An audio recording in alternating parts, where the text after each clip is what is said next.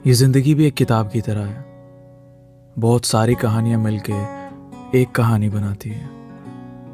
कभी रोने का मन करता है, कभी मुस्कुराने का, कभी ज़िंदगी जीने का मन करता है, कभी बहाने बनाने का। एक किताब की तरह बहुत सारे पन्ने होते हैं इस लाइफ के, जिसमें छोटी छोटी कहानियाँ चलती रहती हैं।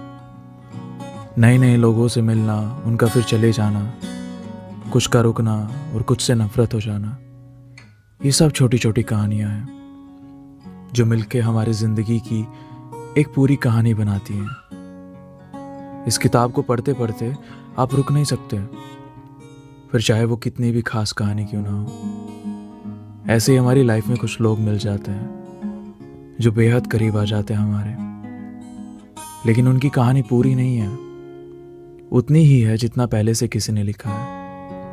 हमें जिससे प्यार हो जाता है ना, उससे अलग होने का मन नहीं करता।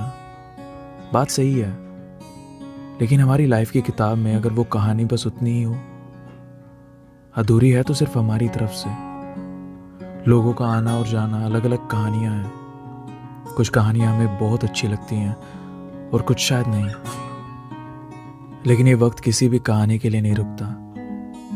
तुम्हें किताब के अगले पन्ने पर जाना ही पड़ता है, बिना ही जाने कि वो कहानी अधूरी है या पूरी, वो इंसान अधूरा है या पूरा।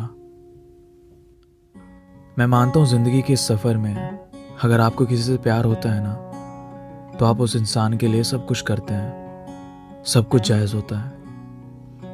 लेकिन तुम्हारी किताब में उसकी कहानी अगर अधूरी हो, तो वो पन्ना या वो कहानी या वो इंसान रुकेगा नहीं, वक्त रुकेगा नहीं। तुम्हें अगला पन्ना पलटना ही पड़ेगा।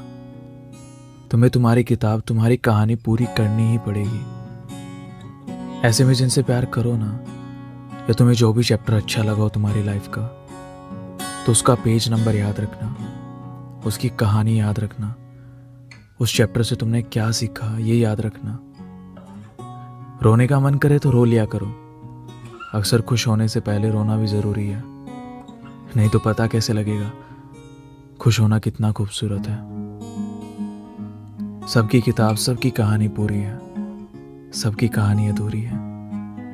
बस एक नज़रिया चाहिए देख पाने का कि वो किसके लिए और किसके साथ पूरी है, या किसके बिना और किसके लिए अधूरी है।